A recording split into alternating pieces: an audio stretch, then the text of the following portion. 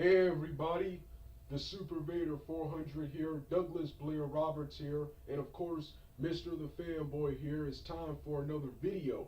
And as you can see by the title above, this is my thoughts and salute of pro wrestling in 2018. In this video, I will be talking about not only WWE, TNA, New Japan, and Ring of Honor, but I'll also be talking about several indie promotions, because one of the many things I like about making this video and one of the many things I like about professional wrestling today is that professional wrestling outside of WWE, the independent scene, is where it is at. It is like a wrestling county state fair slash Grand Prix.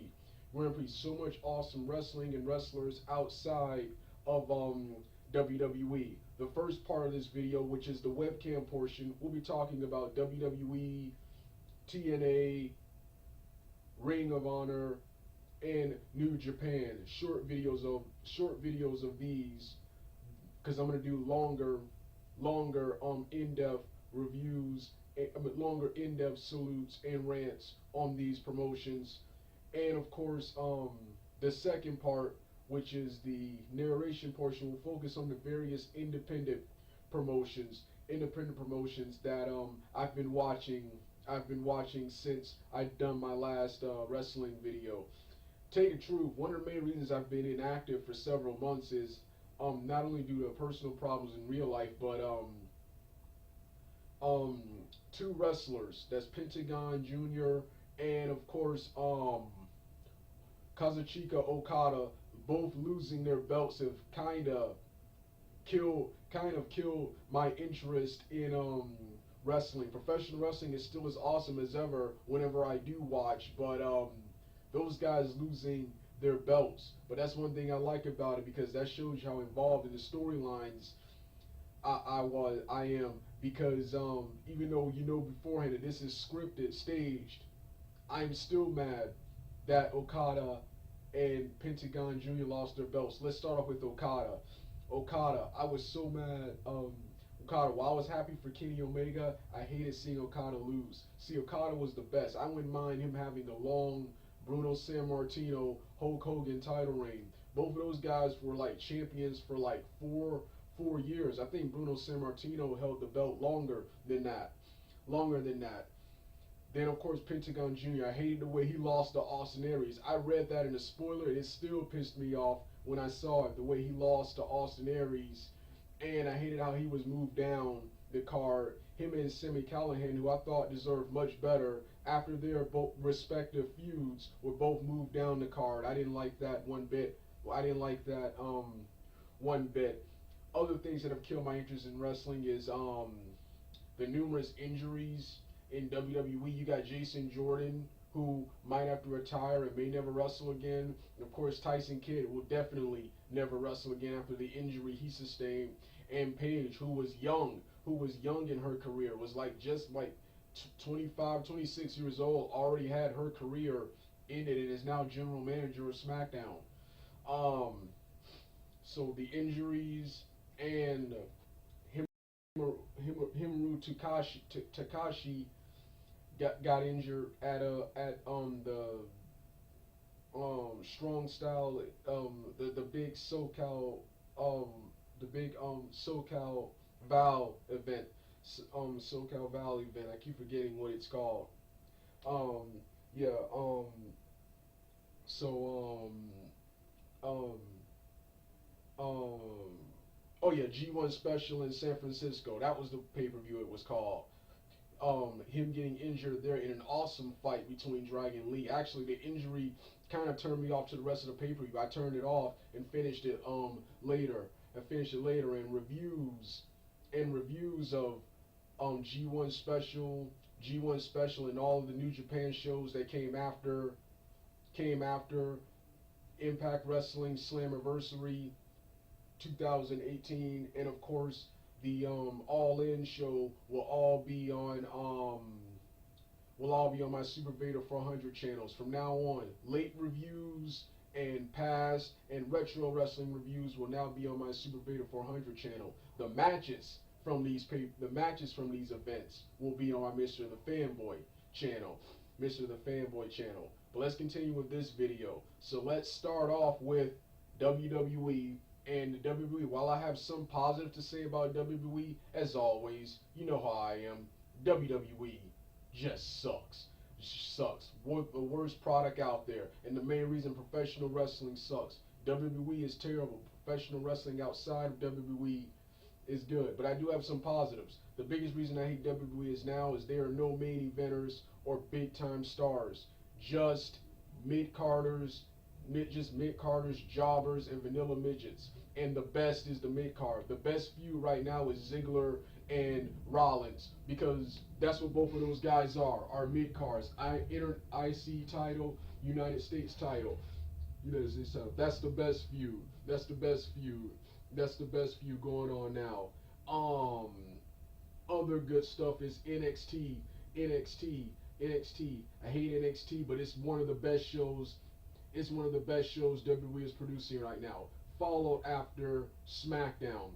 SmackDown has AJ Styles as world champion. AJ Styles is world champion in an awesome feud with Samoa Joe that actually takes me back to their old TNA days from 2005 and 2006. AJ Styles, I got a huge problem with him in real life. If I were to see him in the streets, I would probably walk past him and pretend I don't know him. If I ever had to wrestle him, I would politic and do everything in my power to prevent myself from wrestling him. And if I was forced to wrestle him, I would not allow him to use the Styles Clash. But him in the ring, especially his old stuff, man, he is phenomenal. Man, he is phenomenal. Now, I often said in the past, AJ Styles, he doesn't appeal to the casual. He doesn't appeal to the casual goers. Well, Fist Vegas, a YouTuber who does various football and basketball reviews, recently praised him. That's a casual goer. And EDP, better known as EDP 445, he calls himself Eat That Pussy 445. He's praised. He's also a huge football and basketball fan, but is also shown to be a retro wrestling fan, a casual wrestling fan. He's known for his hatred of John Cena and several of the PG WWE wrestlers, but he's praised AJ Styles. He's praised wrestlers like AJ Styles and Sting. So AJ Styles, he's proven himself, and he is the best in this career. He is one of the best, and one of the people who actually feels like a main eventer and not a dweeb like MMA fighter Conor McGregor said when he did that hilarious rant on WWE and John Cena. But yeah, and then on top of all this mid-card stuff, guess who the main star is? You have Roman Reigns. SummerSlam was an awesome pay-per-view, but just these 4 fights. That's the Dolph Ziggler and Seth Rollins match, which was the best match of the night. That was the best wrestling match of the night. The AJ Styles versus Samoa Joe match, awesome fight. Daniel Bryan and The Miz, and of course Jeff Hardy and Shinsuke Nakamura. Everything else on the pay-per-view I didn't care much for. And on top of all that awesome action, the main event was still Roman Reigns and Brock Lesnar. I heard Brock Lesnar didn't even want this for a third time? Didn't even want this match for a third time, and how dare Bobby Lashley not be included in this match? And then Kevin Owens, Braun Strowman, and Sami Zayn. I'm a fan of those guys, but I no longer care about them. They're all 3 of them are dweebs. Like Conor McGregor said. They have ruined Braun Strowman. They have ruined Braun Strowman. And now they have ruined Braun Strowman. So yeah. Then other stuff that turned me off to WWE was months ago. I already have to mention the horrid storyline involving Bobby Lashley and Sami Zayn with his sisters, the men in drag, how terrible that was. That killed the credibility of both of these guys. However, Bobby Lashley is still awesome because I knew because he's a real fighter for Bellator. I know what he's capable of. And he's the only one. He's the only guy there who is like a legit main eventer, who is not a dweeb, who of course is not a dweeb. So yeah, Lashley. So yeah, that storyline. Then um wrestlers I want on television: EC3, Rockstar Spud, Chris Hero, Eric Young, who recently signed with WWE and is now on the SmackDown brand, Matt Bennett and Matt Bennett, Shelton Benjamin, and yeah, those guys, and Bobby Roode, these guys who I want to see. These guys are barely on television and barely being used, but they had a roster spot ready. They had a roster spot ready for No Way Jose, who has also not been on television in several months since then. But the fact that they had a roster spot for No Way Jose, but wrestlers like EC3, Rockstar Spud, and Chris Hero, they weren't ready for the roster yet. And other wrestlers who've already made it to the roster, like Eric Young and Matt Bennett, Robert Roode, they're barely on television and barely being utilized in any major storyline. So yeah, like I said, the best stuff is the mid card stuff. Dolph Ziggler and the tag team division on Raw, SmackDown. You have AJ Styles as world champion and AJ feuding with Samoa Joe. Then in the mid card, you got Daniel Bryan, Miz, Shelton Benjamin, and Eric Young, Matt Bennett, and I think Robert Roode, is he back on SmackDown? I can't remember, but yeah, mid card is good because that's what you have. You have a roster full of mid carders, jobbers, indie stars. Jobbers, vanilla midgets, and vanilla midgets. 2-0 Live, which I hate. That is also a good show, but I don't not want to see cruiserweights all day. And of course the Sunday Night Heat Velocity type shows like Main Event, which I'm surprised is still around. Those shows are good because the guys who rarely appear on television that I want to see will usually show up on that show. But the worst show is Raw. Roman Reigns, the worst wrestler ever, being shoved down my throats. But you know who's worse than Roman Reigns? And this was another thing that turned me off to WWE. Kurt freaking Hopkins. This guy. Now this guy is way better than Roman Reigns. Is a way better wrestler than Roman Reigns. But why does this idiot keep coming to WWE? Keeps returning to WWE, and he keeps returning to WWE like he's gonna get some push. Like each different run of WWE will somehow, each one with WWE will somehow be different than the last. And he comes back and doesn't do anything new. He wrestles the same as everyone else. He looks the same as everyone else. The only difference now he's a baby face. He's a baby face now, and he came out with some stupid storyline with this trying to break his losing streak, and came out with some on one episode came out wrestling a jobber with some stupid tacos. It was just stupid, man. It was just stupid. And this guy just keeps coming here. At least the other wrestlers, you know what, they have spots. What spot does this guy have on the roster? He keeps coming. He keeps returning to WWE like he's gonna get a push, like he's gonna get a spot with the rest of the roster, at least other wrestlers who were jobbers like Heath Slater, what's the other guys? Oh yeah, Jinder Mahal.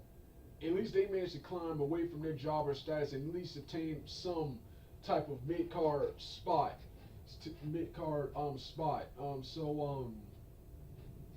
Yeah, these are things that have just turned me off to WWE. And Hell in a Cell I didn't even care much for.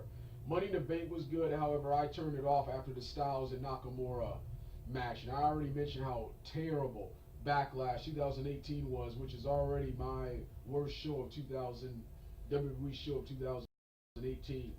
2018 WrestleMania was forgettable now. It was bland and forgettable, now. Yeah, that was my WWE. That was my WWE rant. That was my WWE rant. I probably won't be doing another WWE rant because I just did one right here. Next is, oh yes, talk about something good now. That is TNA. TNA is on fire right now. I do have a couple of problems with TNA, but TNA for the most part was on fire. TNA Slammiversary 2018 was one of the best professional wrestling shows I've ever seen. The card from top to bottom was good. Only problems I had with that pay-per-view was some of the booking. First off, the first booking decision I didn't like, and I'm glad it was changed at the last moment, was Rich Swann, who's my least favorite on the Impact roster right now. And that's because I see him as a WWE, ROH reject, and he's come in and he's taken the spot of fellow Black and X Division wrestlers, Desmond Xavier, Zema Ion, and of course Andrew Everett, and without doing anything, without proving himself at all, he not only did he already start wrestling the top names, but he was immediately added to the card of Slammiversary 2018. Something happened where he had to miss the pay-per-view, and they replaced him with Petey Williams, who should have been in the match from the get-go. Other booking decision I have is Taiji Ishimori. I love his Bullet Club persona, his Bone Soldier Bullet Club persona, but was it really necessary in Impact Wrestling? He wrestles the same and acts the same as he did was when he was Taiji Ishimori. Even his music is the same. I thought this was going to be a brand new monster heel push, but it wasn't. Was this gimmick? His gimmick is awesome in New Japan, but was it really necessary in Impact Wrestling? So yeah, that no Hall of Fame this year, but it's gonna be at Bound. I think it's gonna be at Bound for Glory this year because I think Abyss, he's the first inductee into the Hall of Fame. So and of course, this is actually TNA's. I never talked about this, and that's that they went back to a four-sided ring. Six-sided, four-sided, it really doesn't matter to me. The only thing I like better about a six-sided ring is faster paced X Division matches, even though the X Division matches now have been just as good and just as fast paced with a four-sided ring, so that's not really a big thing. Monty Brown doesn't wrestle there anymore, and Abyss doesn't do much either. One of the coolest things about those two wrestlers was they could hit their finishers, the pounce and the black hole slam, from any direction.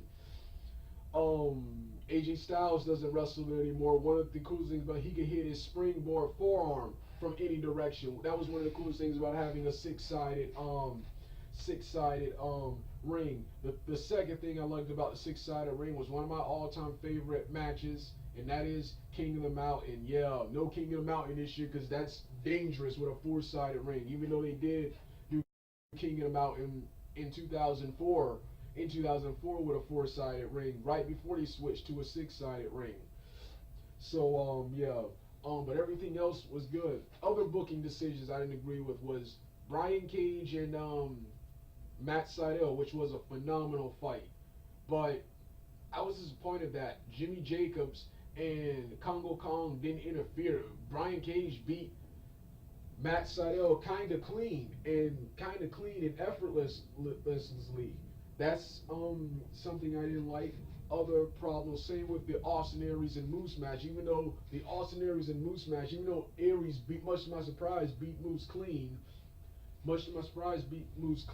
that did lead to something bigger down the road. And of course, that was an eventual Moose heel turn, which I am really loving right now. Then he'll eventually turn face and win the title from Austin Aries. I want him as a heel right now because I want Brian Cage I want Brian Cage to take the title off of Austin Aries. That's one of the things I did like about Brian Cage finally beating Matt Sydal. However, I wanted this storyline to drag out for months with Brian Cage always coming up short, then to finally beat Matt Sydal. So I was mad how easy it was. I was mad. Then you had the Mexican Death match, which there was so much excitement I couldn't even call it all. You had the tag team tornado death match. Then you had the Mexican death match between Callahan and Pentagon Jr. Like I said, while I hate the fact that these two guys were dragged down the card, this right here was an awesome feud. Like I said, while I thought this feud was a step down from their previous awesome feuds, they still made this feud great. And Sami Callahan actually lost and shaved his head after the match, and they also cut the hair of the other of Dave Christ from OVE. Next match, then of course, oh yes, Tommy Dreamer and Eddie Edwards, the Eddie Edwards heel turn and the passing of the torch from Dreamer to Eddie Edwards. Loved it. This was awesome, and also loved the brand new theme music Eddie Edwards debuted. Eddie Edwards debuted at this at that pay-per-view at the I Am the Fire, the theme song. Awesome stuff, man. Yeah, then of course you have then of course next is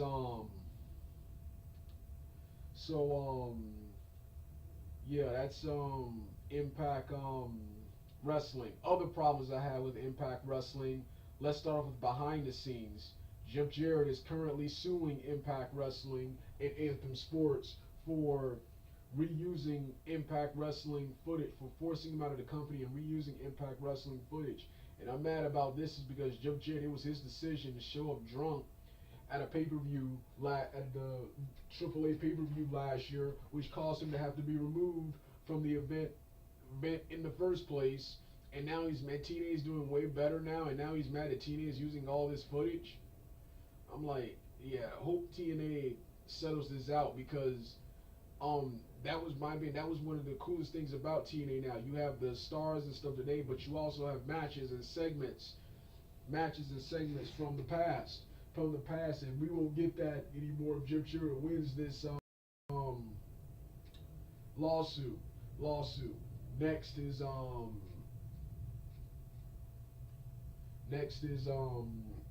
oh yeah, other problem is Eli Drake. Look at where he was at the beginning of the year, champion, feuding with Austin Aries, Johnny Impact, and Alberto El Patron.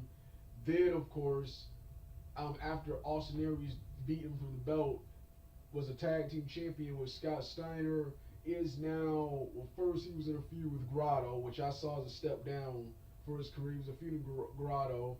Now he's in a feud, I think, with Joe Hendry, and it's just doing random stuff. And when back, he beat up some jobbers. So yeah, don't like the way Eli Drake is being utilized. Loving the feud and loving the heel turn with Austin Aries. I prefer Austin Aries as a face, but he's much better as a heel. And this new alliance, including Moose's awesome heel turn, was awesome. And love Killer Cross, who I first saw in Future Stars of wrestling. Also, other stuff I love. I love the face turn of KM and his alliance with Fallah Bahh. Fallah Bahh has really grown. Fallah Bahh has really grown on me, man. Has really grown on me. So has Congo Kong. And right when these guys started to grow on me, they both, well, Fallah Bahh is still there, but Congo Kong disappears. So next is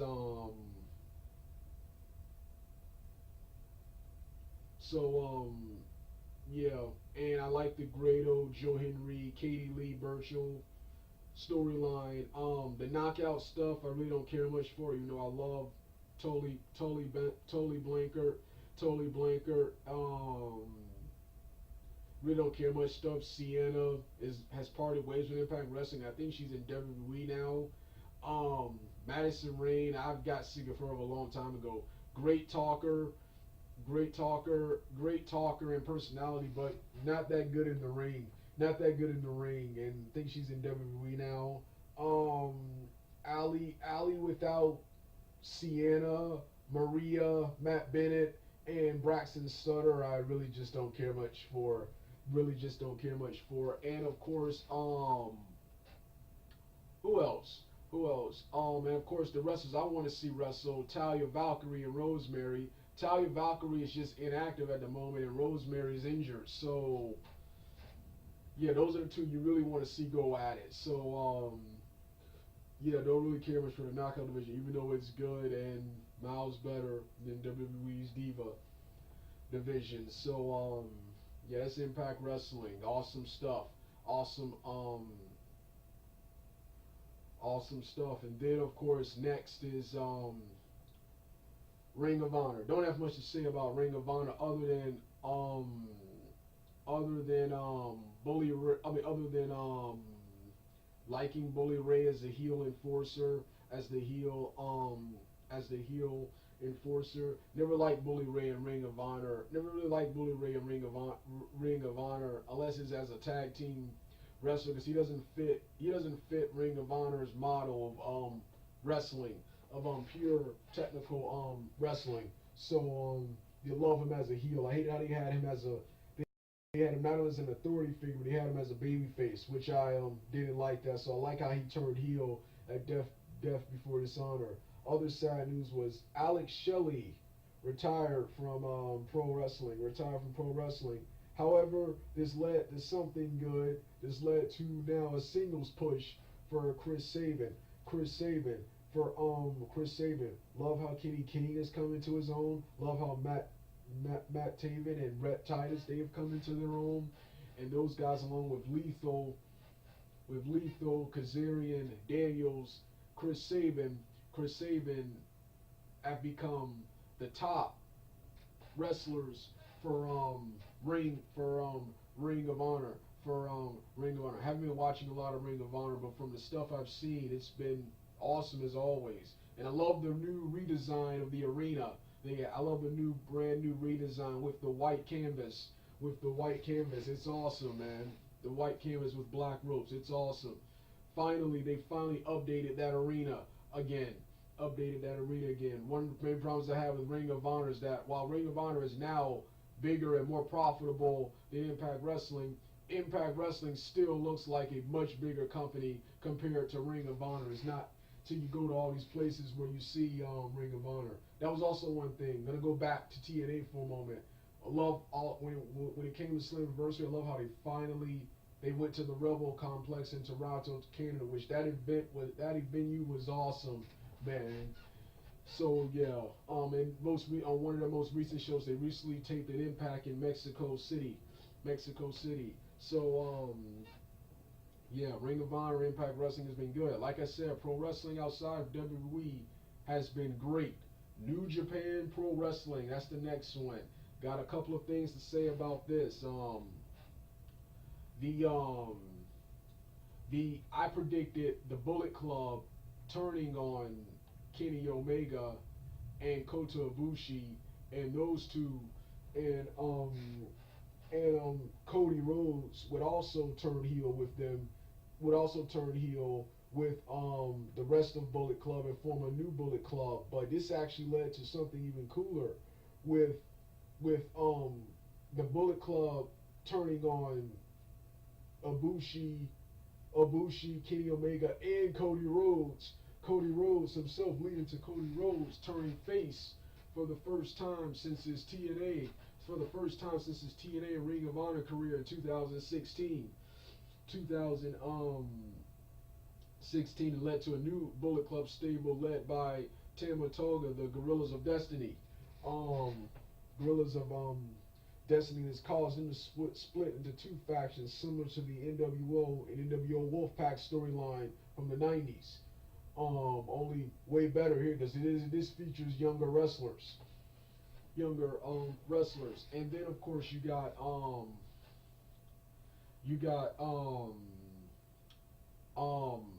Juice Robinson finally defeating Jay White to obtain the United States Championship.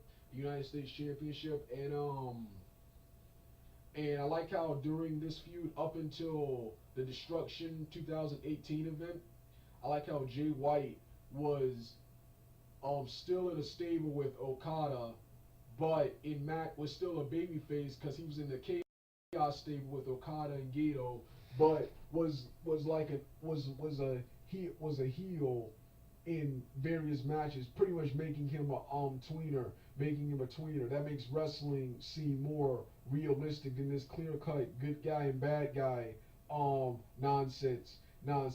So yeah, that was one thing I liked about that was one of the main things I liked about what's his name. But I mentioned how, like I said, Okada losing his belt turned me off to New Japan. Turned me off to New Japan. This takes me back to the '90s with with Bret Hart and Shawn Michaels, WrestleMania 12. WrestleMania 12. While I love Shawn Michaels accomplish his boyhood dream, becoming champion, I hated seeing Bret Hart the way he did. Um, lose the way he did, and then I also then of course WrestleMania 6, and WrestleMania 6 and 9. Let's start off with WrestleMania 6. Hulk Hogan and Ultimate Warrior. Once again, it was awesome seeing Ultimate Warrior finally defeat and put it in finally defeat Hulk Hogan, but I hated seeing Hulk Hogan lose. I wanted him to win that match. I hated seeing him lose. Then come later, then WrestleMania 9,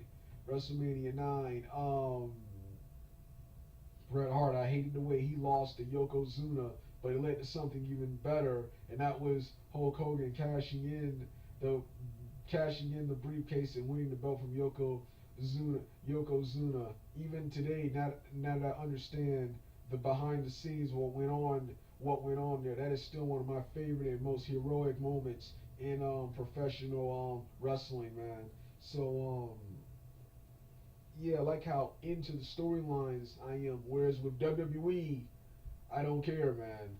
I don't care. So yeah, but this led to something good.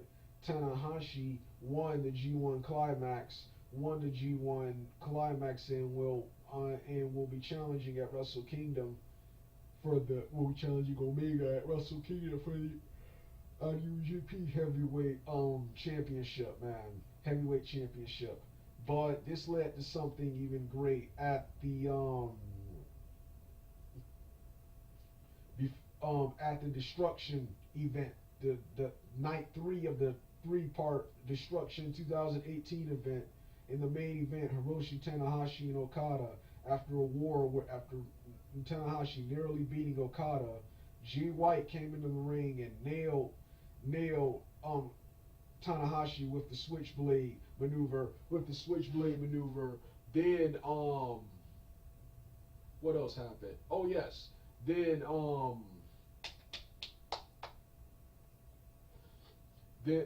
afterwards, Yoshihashi tried to come in to defend either Tanahashi or Okada, but Jay White took him out. Then Jay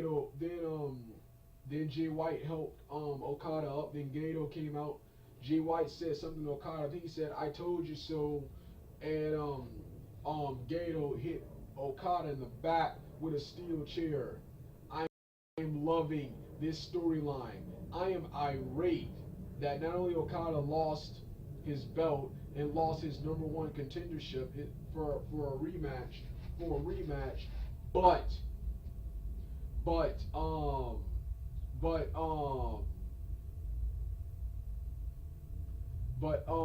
he lost his stablemate, and Jay White turned on him, and he lost his manager.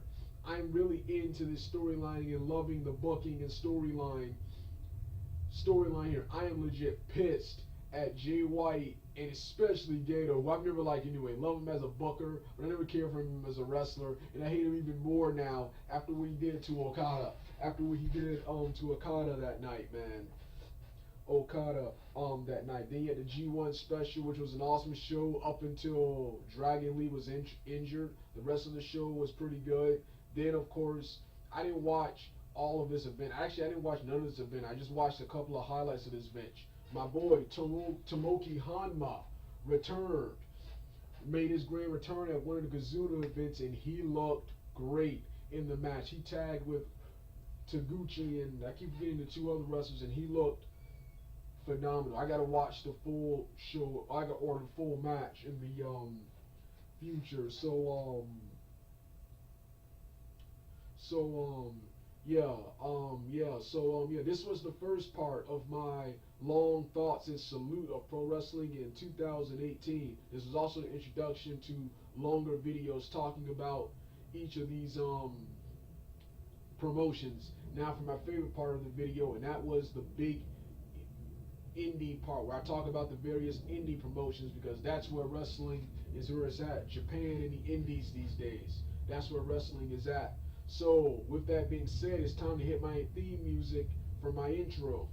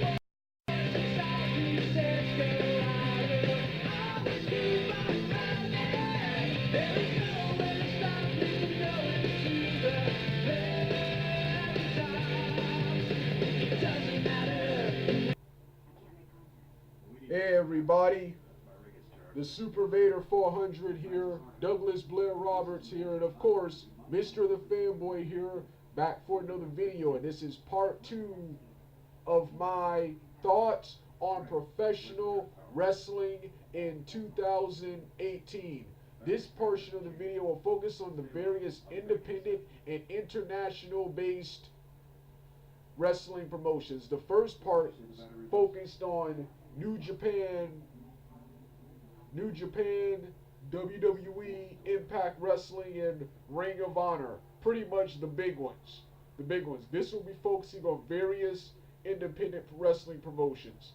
I wanted to include the Lucha Libre promotions in this video, but I decided to save that video for a different type of video. So I'm not going to be talking about any of the quote unquote Lucha Libre promotions, but all of the other promotions I will be talking about. And as you can see by the picture above, the very first wrestling promotion I want to talk about is the newest, and should I say latest, wrestling promotion to come out, and that of course is the newly rechristened Major League Wrestling, this is actually a promotion from the early 2000s that closed down in '04 and opened back up sometime earlier this year. I first heard about this promotion on Facebook when I heard that Low-Ki won their World Heavyweight Championship from a black wrestler named Shane Strickland. That guy. Then I really became interested in this promotion when I saw my boy Teddy Hart on the active roster, Teddy Hart and the new Hart Foundation with Davey Boy Smith Jr. and um, Brian Pillman Jr. And of course, yeah, going back to Teddy Hart. Teddy Hart having all these awesome matches, including one phenomenal fight with Johnny Impact, or should I say John Hennigan, in this promotion. This promotion has one of the best rosters of all time. First off, you have Teddy Hart and the Hart Foundation. Hart Foundation. Um, I think his name is Brody Lee. Brody Lee, PCO, who is John Pierre Lafitte, the Pirate Guy. The Pirate Guy and one half of the Quebecers from WWF in the 90s. Um, Tony Schiavone is back on commentary. Um, Tommy Dreamer, Jack Swagger, or Jack Hager as he calls himself here, the new guy who was the original champion before being dethroned by Low Key. That's Shane Strickland, Low Key himself, John Hennigan.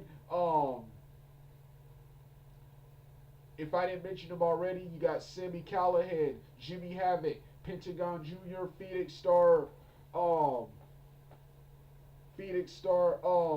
and various other wrestlers. Such an awesome promotion. This promotion is a cross between WCW, the National Wrestling Alliance, especially Jim Crockett Promotions from the 80s, the Territories of the Past, and old school and current Impact Wrestling with some small elements of EC ECW. The look of the arena, which I don't have a picture of the arena in this video, but the look of the arena is a cross between WCW in 1998 and early 99, WCW 2000 and 2001, and the early 90s WCW.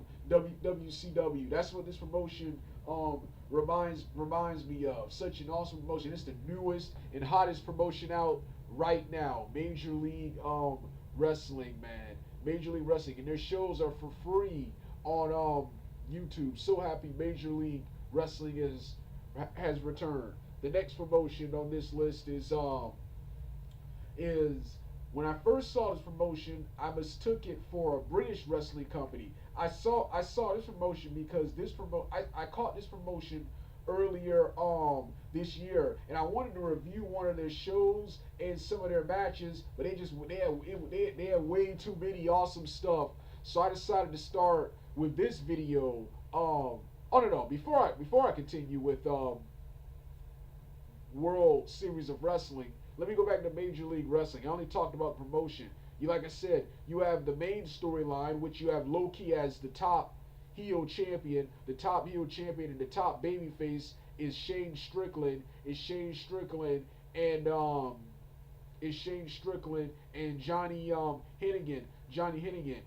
Johnny Hennigan. That's pretty much the main storyline and main feud. The main storyline and feud is between them guys for the heavyweight championship. You also have PCO in a monster feud with Brody Lee. You have the Hart Foundation, Teddy Hart, Davey Boy Smith Jr., Brian Pillman Jr. as tweeners. They're usually cheered by the crowd. And they wrestle both as faces and heels, and they wrestle both faces and heels in various matches. So they're pretty much tweeners, but they do heelish things such as beating up ACH and Rich Swann, which of course them beating up Rich Swann I really enjoy. But they came off as heels when they started beating up, and that's currently their biggest feud right now. Speaking of that, you also got Rob Parker from the early WCW in the early 90s, and briefly Jeff Jarrett's manager in the Attitude Era. He's back, and he's still managing. I'm surprised. I didn't even know this guy was still in wrestling. He's still managing, and currently he's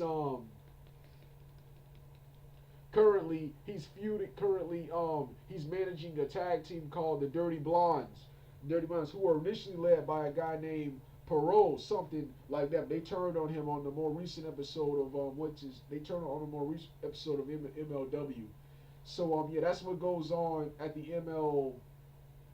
MLW um MLW promotion. They even have war games. War games. But like I said, this is a short version of what this is. This video is also a short, or should I say um long list and long overview of all the promotions I'm going to be talking about on both my main and secondary channel, um, Mr. The Fanboy and Super Vader 400. And like I said, the links to reviews of some of these events will be, the playlist to the reviews of these events will be in the description box below. But with that being said, let's continue with this video right here, man. So like I said, man, Major League Wrestling, awesome promotion, man. So yeah, that's Major League Wrestling. Now let's talk about the next promotion, which is the Australian promotion, World Series of Wrestling. World Series Wrestling, which of course is a promotion that I initially thought was a British wrestling company at first. I discovered this earlier this year, and I wanted to review some of their shows and matches, but they had way too many matches and way too many shows. Way too many shows. So I decided to do this video, my thoughts on pro wrestling in 2018. Now, I already consider this one of the best promotions ever. Unlike the storyline heavy Major League Wrestling, this promotion doesn't really have much storyline. Don't have much storylines. Most of the storylines, since this promotion features not only wrestlers from Australia, but it also features wrestlers from around the world, like Impact Wrestling, and British professional wrestling, and of course Ring of Honor and Japanese wrestling. Japanese wrestling, and the feuds carry over from those promotions to this promotion right here, to this promotion right here. Good to see another big time Australian promotion. I love the World Wrestling All Stars promotion, which I consider WCW 2, a sequel to WCW 2001, because it had everybody. It has a similar roster. It had everybody from WCW and ECW who did not sign with WWE at the time, and it had a production value similar to Nitro and Thunder of 2001, and of 2000 and 2001, and of course it also had elements of WCW 98 and 99, because Eddie Guerrero and Juventud Guerrera and them were there, and it also had the stars, the up-and-coming indie stars who would later become popular in TNA, Ring of Honor, etc., like AJ Styles, Chris Sabin, and Frankie Kazarian, Nova, and Shark Boy. Yeah, but it's good to see another big promotion. This promotion is actually just like Major League Wrestling. This promotion is old too. I remember seeing them back in '05 with Nathan Jones as their top guy, as one of their top guys. But I remember he left wrestling again, and then they shut down. But they recently opened up sometime. I think it was either last year. Yeah, I think it was last year. It was last year. Yeah, they opened up sometime last year. Like I said, I discovered them earlier this year. I got a better look at them when they showed highlights of Brian Cage's four-way match on Impact Impact Wrestling, and I became instantly hooked. Then on Facebook, I've been seeing Facebook. I joined their Facebook page for future updates and future matches, and they've been talking about this awesome show, which you can see is the picture right here. International Assault Tour 2K18, Best of the Best. International Assault Tour 2K is what they call their big major events. And as you can see by the picture here, is Austin Aries, Johnny Impact, Marty Scurll, Brian Cage, Zack Sabre Jr.,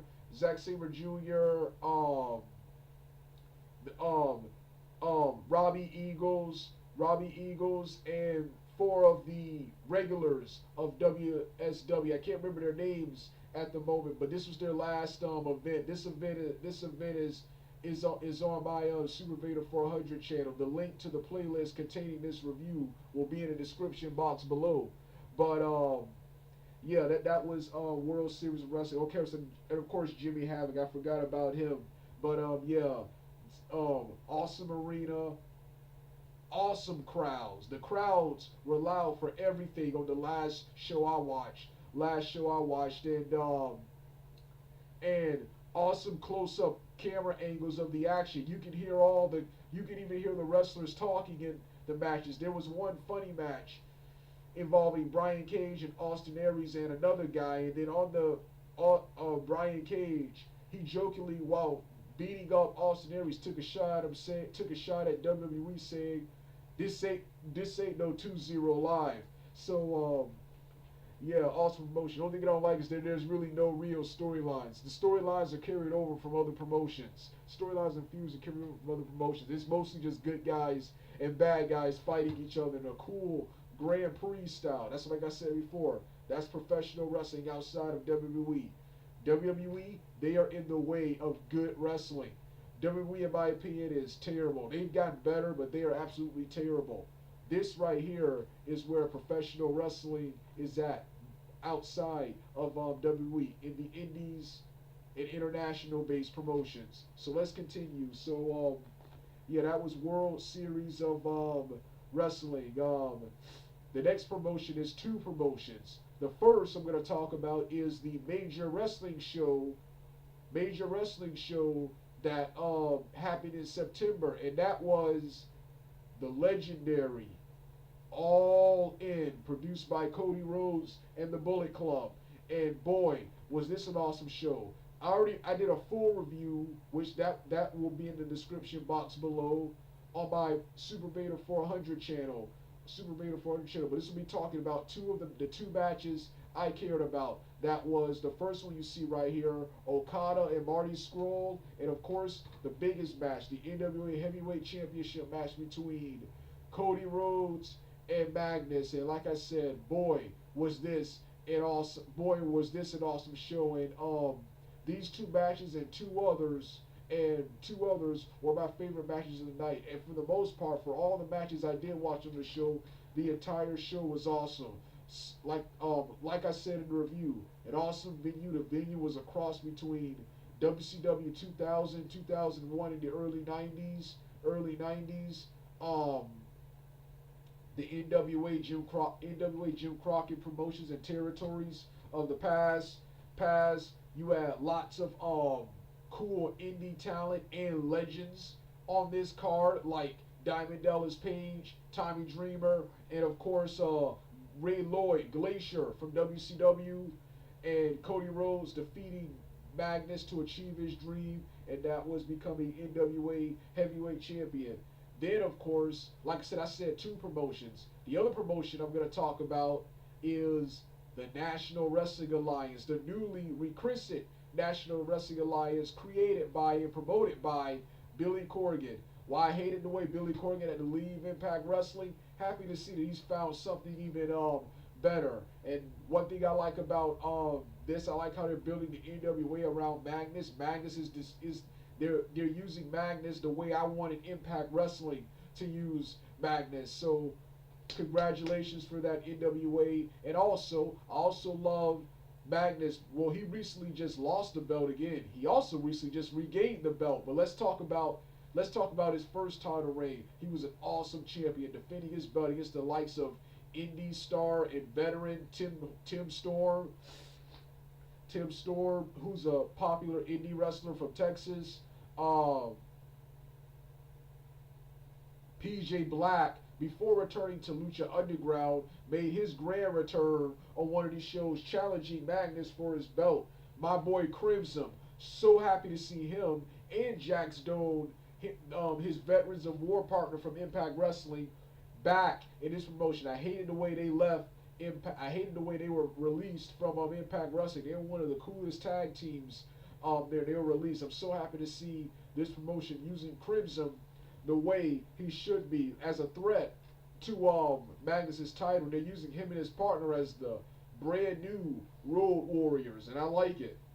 The next guy is so yeah, that's the National Wrestling Alliance. They have and they just recently today, or should I say yesterday, because it's 1:46 as I finished recording this video that I actually started months ago. It's 1:46 a.m. now, so they recently had a 70th anniversary NWA show where they had a lot of matches where in the main event, Magnus defeated Cody to quickly regain his World Heavyweight Championship. I'm sort of mixed about that.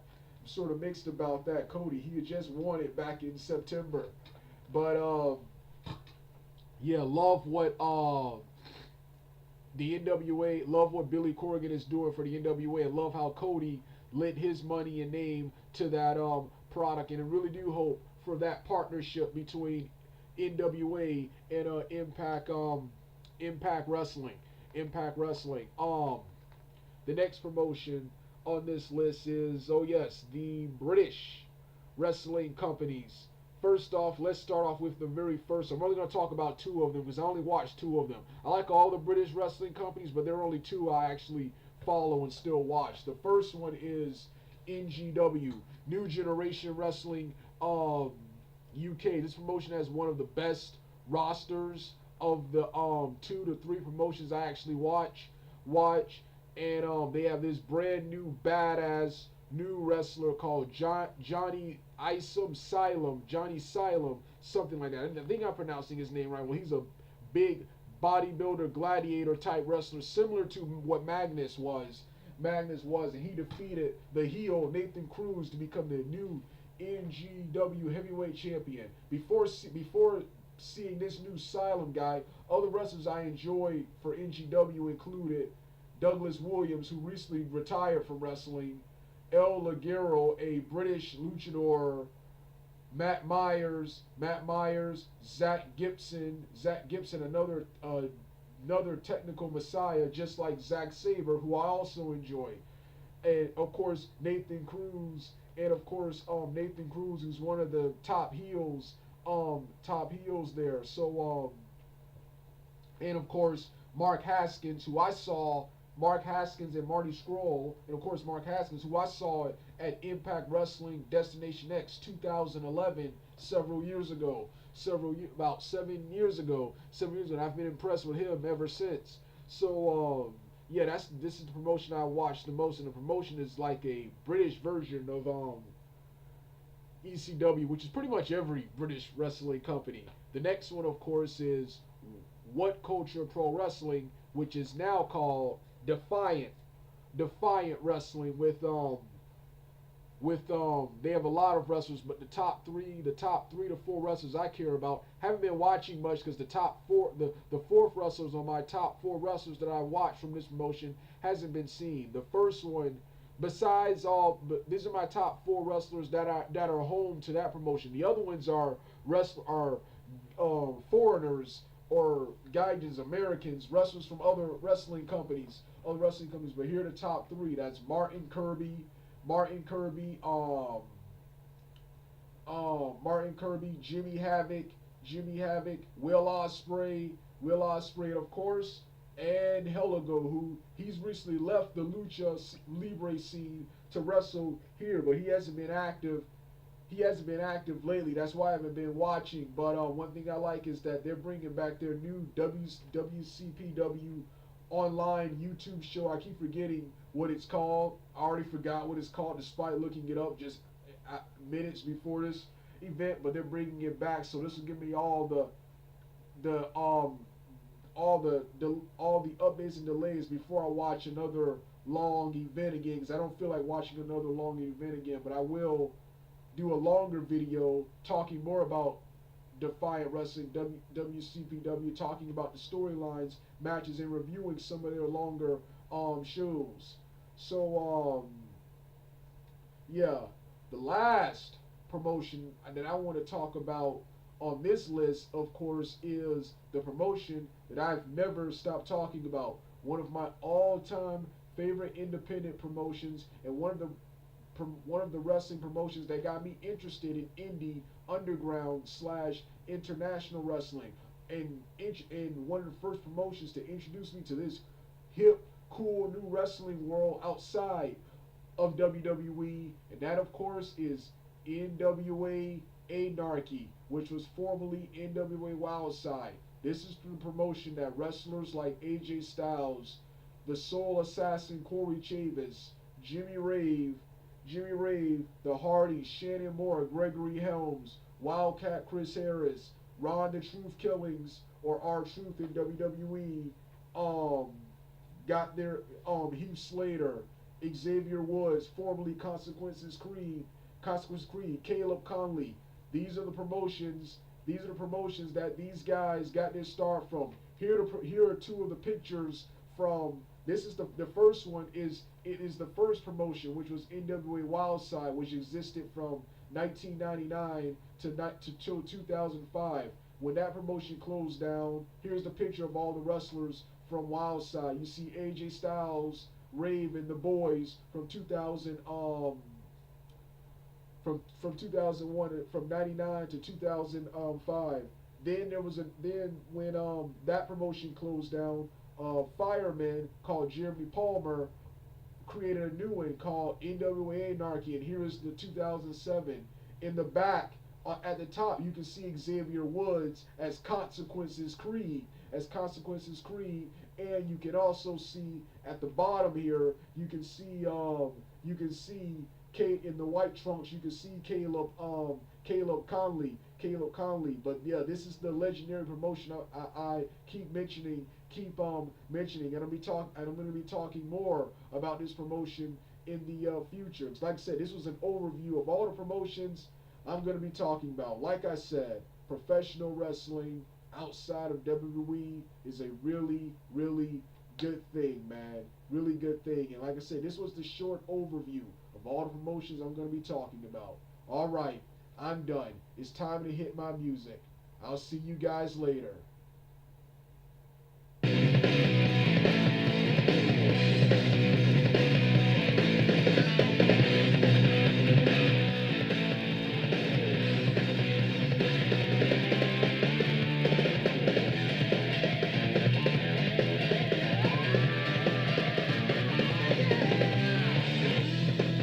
Well, I don't show up, don't criticize. I'm just living by my own feelings. And I won't give in, won't compromise. I just only have a steadfast hunger. I don't know why I can't leave, though it might be tough. But I ain't out of control, just